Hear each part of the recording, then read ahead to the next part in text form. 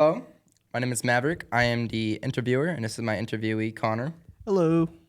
I'm going to ask him a couple questions, and yeah, so let's just get to it. The first question is, what was your family dynamics growing up? How did your family shape your values and beliefs? So my family dynamic growing up was kind of strange. So my biological father, he dipped out pretty early, so it was really just me and my mom. My mom was in college at the time, so it was kind of like I was always moving around, going to grandma and grandpa's house, all that kind of stuff. And we didn't really have a whole lot of money, so it was kind of all over the place. And then my mom met my stepdad, and they have two kids, so I have a brother and a sister through them. Um, but my stepdad kind of really indoctrinated me. He came into my life, I think I was like 5 or 6, and I was always like kind of unsure of how I wanted to be as a person. And he's like, okay, well, you're gonna do sports, you're gonna do this, you're gonna do that, and you're gonna be successful. So that really, and as like thinking back to like how it was before he was in my life, it was kind of like, oh well, I don't really want to be like that. I don't want to be moving all over the Mm-hmm. place and not having money and I want things that I want. I want to be successful. I want to have the nice car, the Mm-hmm. nice house, all that stuff. So that's definitely kind of shaped some values for me. It's like I can never be last. I have to be first. It's like Mm-hmm. that, and yeah, I don't want to go back to not having things. So yeah, I'd say that's a good thing in a way. Like you come from not having much, and then you have someone come in your life that shows you, it's like, okay, there's a better way to do this, and that's really helped me out Mm-hmm. personally. Yeah, that's awesome. Okay, the next question I have for you was, were there any teachers or mentors who have been influential in your life? Oh yeah, definitely. I mean, not like a teacher, but definitely like a mentor. So my cousin, who is kind of like my older brother, has always really been a huge impact in my life.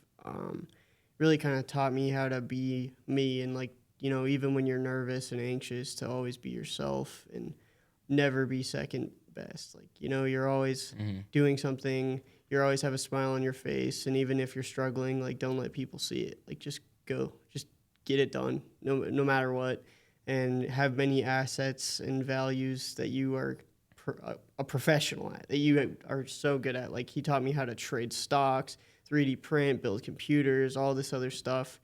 Unfortunately, like in July 14th, someone it's kind of a bad situation, but he was murdered um, pretty brutally, and so that's been something that's I've been kind of dealing with. I had his funeral last week actually, but yeah, in my eyes, it's like I have to do right by him now. It's like got to make him proud. I got to reach my goals that have been instilled in me since I was a little kid, just from him. I mean, he was only 2 years older than me, but like we kind of grew up together. Mm-hmm. Like video games and all, sports and BMWs. Like that was his thing. He loved all that stuff. So it's like I got to continue his legacy. Keep smiling and do him right, in my opinion. So yeah, that's someone who's been probably the most influential and impactful in my life. That is awesome. I love it. Um, and the last question I have for you are, what are your hopes for the future, both personally and collectively? Oh, my hopes for the future and a personal level is, like I said, I want to have nice things and have a nice life and not, I don't know, not reach my goals, if that makes sense. So I definitely would like to see myself be a dentist, or a doctor of some sort. I love taking care of people. I love the medical field. I love all the blood and all that stuff. Like it's a weird thing, but I really do enjoy it a lot. And so yeah, that's definitely where I my hopes for at a personal level for the future, or as a collectivist, like as a society. You mean? Or Yeah, kind of like as this. Yeah, like hmm. what do you want to do for society? What are your hopes for? Well, I mean, what I want to do, I want to provide for people. I want to make them, not feel sick, and just take care of people and my family and the friendships I build. But for like as a collectivist, like for everyone, I hope society really starts to kind of, I don't know, come together more, at least in like Western culture, because it's like everyone just does not get along here. That's true. And like it's really a shame because it's like you can't really like walk down your street and be like, "Oh, good morning" or "Hi" or whatever without being kind of looked at kind of strange. So, I mean, that's my hope is people should kind of start to come together and realize everyone's a person and going through their own stuff, and it's like, okay, well, what's the point of being so hostile to everyone? There's really no benefit to doing that. I don't know. I sometimes can be that way too, where it's kind of like, oh, that guy's weird. Why is he talking to me?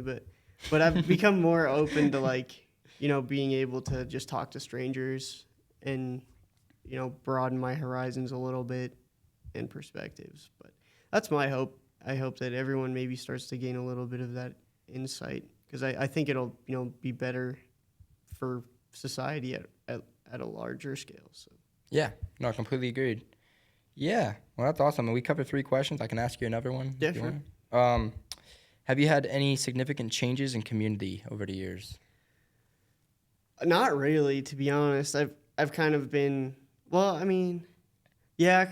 Okay. Yeah. Here's one. So, I mean, I grew up in Cottonwood. I went to elementary school here, high school here, and then I moved to Flagstaff, which I guess is kind of like a little bit of a faster paced, more young community. It's pretty fun up there, to be honest. Especially to be a university student, it's really fun to go out there and meet a bunch of 20-year-old kids and just have a blast. But it's a way different dynamic than Cottonwood because it's really kind of laid back here, not a whole lot of stuff to do. But coming from like a really chill area to going to like a pretty fast paced one, it's kind of like whoa, like it kind of like I don't know, it's off putting to me now. Like I would not want to live in Flagstaff or Phoenix right now just because I'm like, I'm so busy with everything. I can't be getting wrapped up in all the fun stuff right now. But yeah, that's been something that was kind of difficult to adapt to, but worth it. I mean, I'm definitely happy for the experiences I had up there. Oh, yeah.